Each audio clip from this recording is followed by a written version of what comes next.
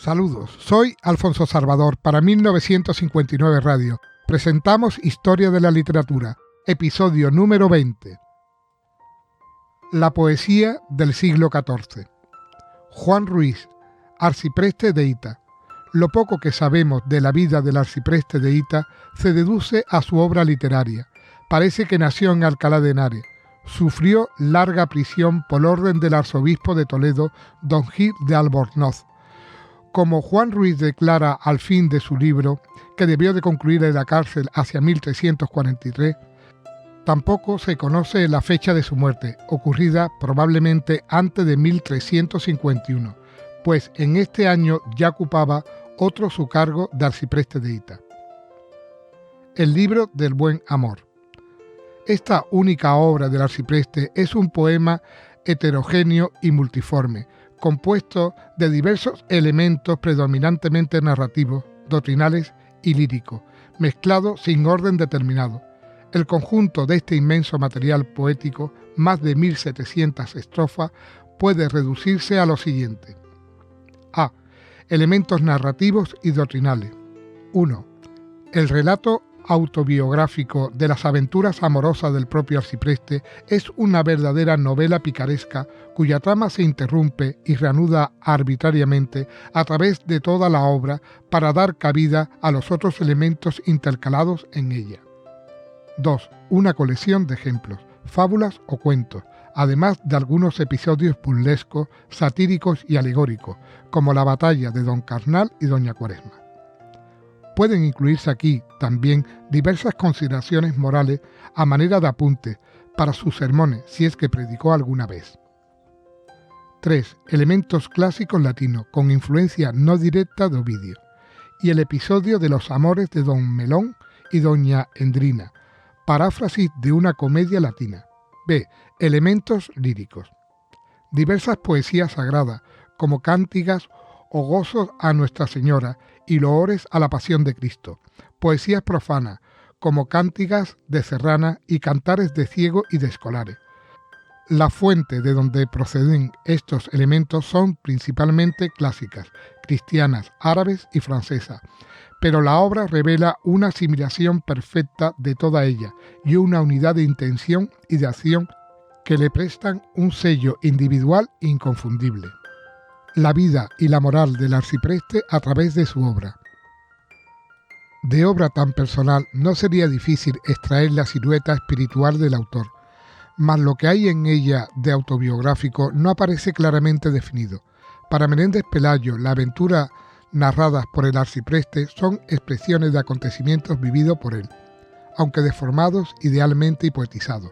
Para otros, los referidos, aunque muy poco edificante, nada tiene de experiencia propia, sin que falte quien haya querido ver en Juan Ruiz un clérigo ejemplar y severo moralista, ya que no puede negarse la sinceridad de su devoción. En relación con el problema autobiográfico, se halla el de la intención moral del arcipreste al escribir su libro. Tal intención aparece también confusa, según el prólogo en prosa con que comienza el poema. Forma métrica y estilo. El libro del buen amor, por su forma métrica dominante, la cuaderna vía, y por la erudición que en él manifiesta el autor, pertenece al mester de clerecía, pero el espíritu popular que lo anima hace de él obra de auténtico juglar. Esta inspiración juglaresca se advierte sobre todo en las partes líricas, donde es muy notable la diversidad de metros y estrofas, entre las que abunda el cejel. El libro del buen amor es obra de un poeta extraordinario a quien caracteriza estos rasgos. Primero, una inteligencia y aguda observación de la realidad plasmada luego con viveza de colorido y variedad de matices. Segundo, esta visión de las cosas, realista y poética a la vez, se expresa con asombrosa riqueza de lenguaje. La poesía del arcipreste se reviste del habla popular y coloquial y aparece esmaltada de graciosos diminutivos y refranes. Tercero, por toda la obra circula una corriente inagotable de optimismo que se trasluce en la gracia fácil e inesperada de muchos de sus versos o en la ironía, exenta de amargura, con que caricaturiza todos los aspectos de la vida, especialmente el mundo caballeresco y eclesiástico. Significación literaria del libro del Buen Amor. El arcipreste de Hita es el más excelso poeta español de la Edad Media y uno de los más importantes de toda nuestra literatura. Su obra es imprescindible para conocer las formas de vida propias del momento español en el que fue escrita. El empleo de la narración autobiográfica que él inaugura en castellano y la creación de tipos como Don Furón y Trotaconvento, antecedentes de la Celestina, no les muestran precursor de la literatura picaresca. Como fabulista en verso no tiene rival en castellano y su estilo y cualidades de escritor aparecen muchos de los caracteres de nuestra escuela literaria posterior. Otros poemas del Mester de Cleresía. La obra más notable del Mester de Cleresía en el siglo XIV, después del libro del Buen Amor, es el Rimado de Palacio, del canciller Ayala, de quien se hablará al tratar de la prosa. Existen además algunas obras anónimas, entre ellas la siguiente: Poema de Yusuf, obra de un morisco aragonés que refiere la historia de José, hijo de Jacob, según aparece en el Corán.